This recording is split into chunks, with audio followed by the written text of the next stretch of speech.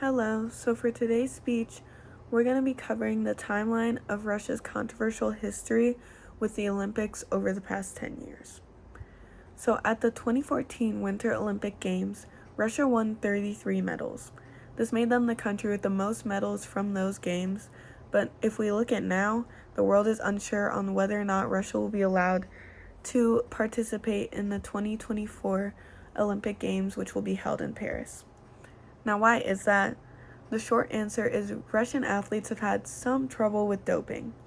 This would mean the use of illegal performance-enhancing substances. But for the long answer, we'll have to take a look back to 2015.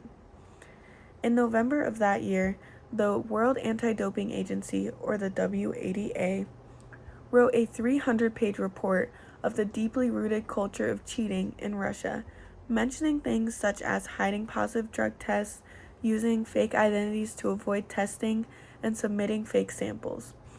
This report accused Russia's doping to be state-sponsored, which would mean that's a group effort involving teams, coaches, doctors, and institutions. This was traced all the way back to the 2012 London Games, where their team ranked number 3. When all this information came out, Russia was shamed for sabotaging those 2012 games. Soon after the WADA's report was released, Track and Field's international governing body banned Russia from competing in any international competitions, which is still being enforced to this day. By 2016, the International Olympic Committee, or the IOC, had begun investigating and retesting previous drug samples from previous Olympic Games. The former director of the Moscow laboratory admitted to 15 medalists from the 2014 Olympics being part of the doping scheme.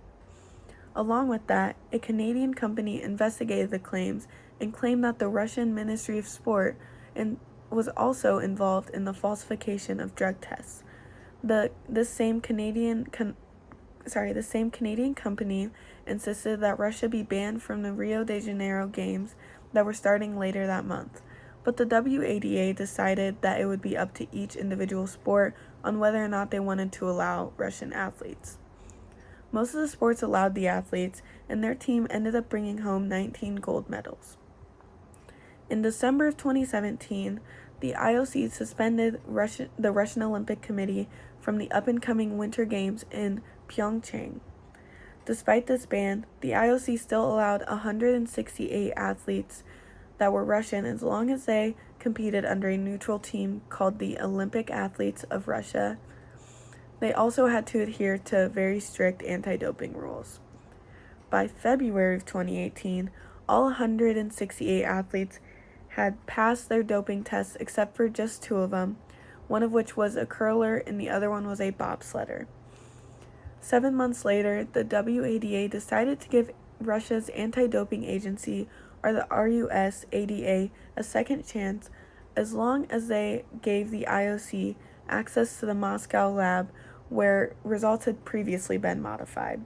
However, the RUSADA missed the deadline by 3 weeks, and even those results were believed to have been tampered with. That led the WADA to consider banning Russia for another 4 years.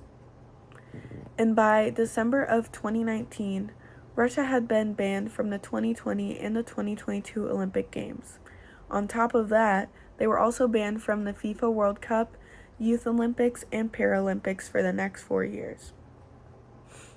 On February 9th of 2022, at the Beijing Olympics, the medal ceremony for the ice skating team competition was delayed out of nowhere for an unknown reason. Though the media and fans made assumptions, nobody actually knew what was going on.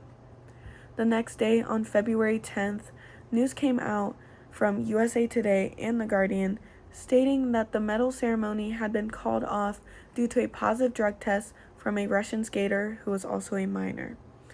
Soon after this, the skater was said to be Kamila Valieva, who competed for the ROC on February 7th. The drug found in her system was called trimetazidine, which was commonly used to treat angina, dizziness, and coronary heart disease. But it's also said to have benefits for recovering from extreme training. Along with that, it is one of the WADA's banned. It is on the WWA's. I'm sorry. It is on the WADA's banned drug list. This caused an uproar in the media, with some people supporting Camila and others expressing their disapproval.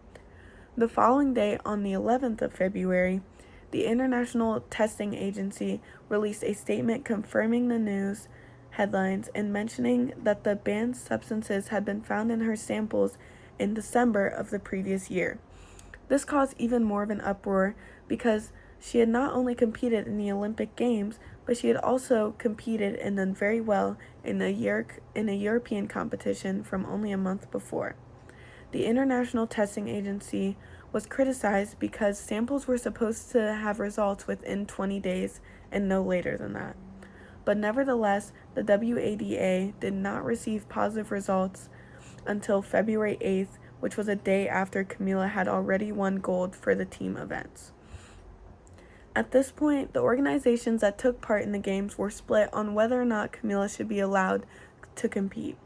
The ROC and the RUSADA lifted the suspension that the WADA had placed on Camila on February 8th, right after her results had came in. But the IOC, WADA, and the International Skating Union tried to reinstate Camila's suspension. Since the organizations could not agree, the case went to court, where it was decided that Camila would still be allowed to compete in the 2022 Olympic Games. This final decision sparked a lot of controversy around the selective leniency that Olympic organizations have with positive drug tests. Overall, Russia has had a very unsteady relationship with the rules that the IOC expects them and every other nation to follow. The future for their presence in the future Olympic competitions is yet to be decided, but is something that many athletic fans will be waiting to find out.